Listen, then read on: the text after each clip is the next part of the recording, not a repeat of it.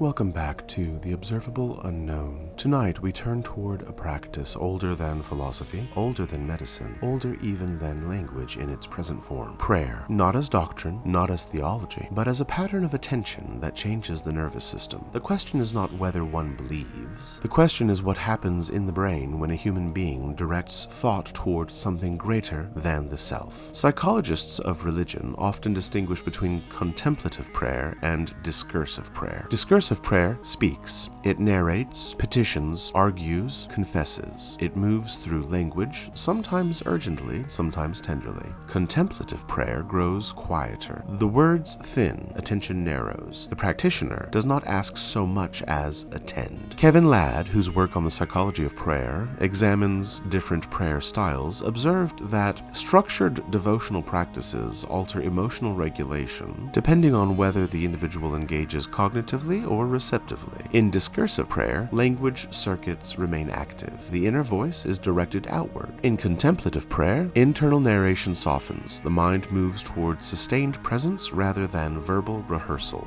The observable unknown here is that prayer may not begin as belief. It may begin as attentional architecture. Neuroscientist Andrew Newberg conducted imaging studies of Franciscan nuns and Tibetan practitioners during deep devotional states. Using SPECT scans, his research suggested decreased activity in posterior parietal regions, associated with spatial boundaries alongside increased frontal focus. Participants reported a sense of union, a dissolving of strict self-other distinction. What matters is not the metaphysical interpretation, but the neurological pattern. Attention stabilizes, prediction loops slow. The brain stops scanning constantly for threat and novelty. Instead, it orients toward a single relational anchor. Richard Davidson's work on contemplative practices at the University of Wisconsin provides a complementary lens. His research into meditation and affective neuroscience shows that sustained devotional focus can alter prefrontal and limbic dynamics,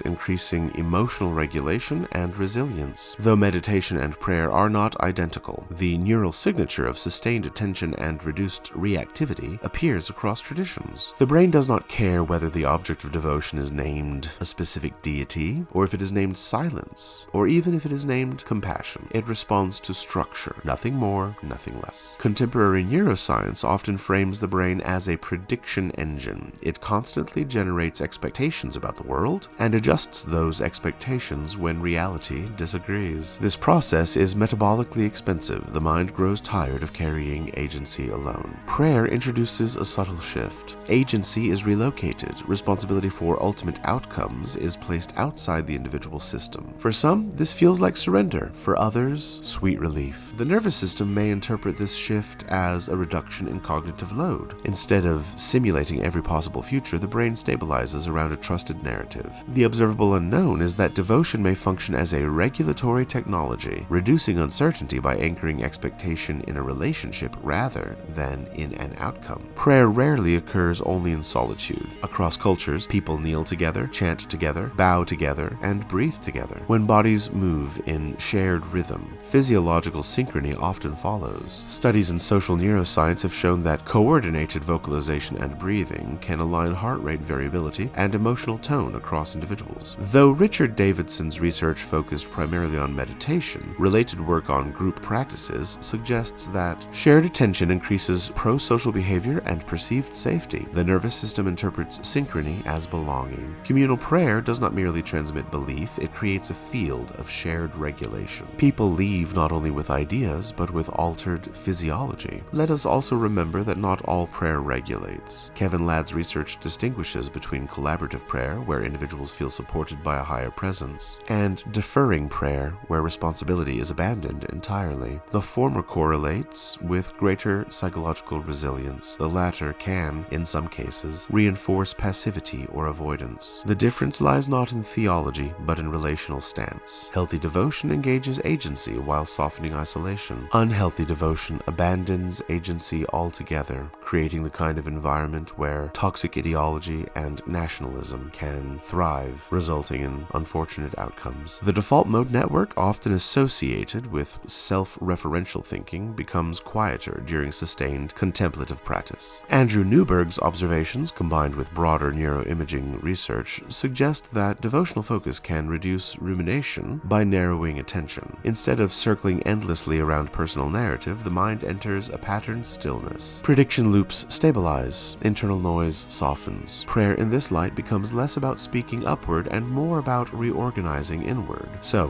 whether one prays in a cathedral, a forest, a hospital room, or silently in the dark, the act carries a neurological signature that cannot be disputed. Attention gathers, emotion steadies, agency shifts just enough for the nervous system to finally rest. Prayer may not change the laws of the universe, but it can change the conditions under which the brain meets uncertainty. The observable unknown is not the answer received, it is the regulation achieved through devotion itself. If this interlude has stirred some reflection in you, please write to me and tell me all about it. You can contact me through either of my websites, drjuancarlosrey.com or crowscupboard.com. You can also text me directly at 336-675-5836. And wherever you have listened to this interlude, your reviews and ratings will help this work reach those searching for steadiness in a noisy world. I thank you for listening, and I thank you for attending to the quiet technologies that shape the mind. Until next time, this has been The Observable Unknown.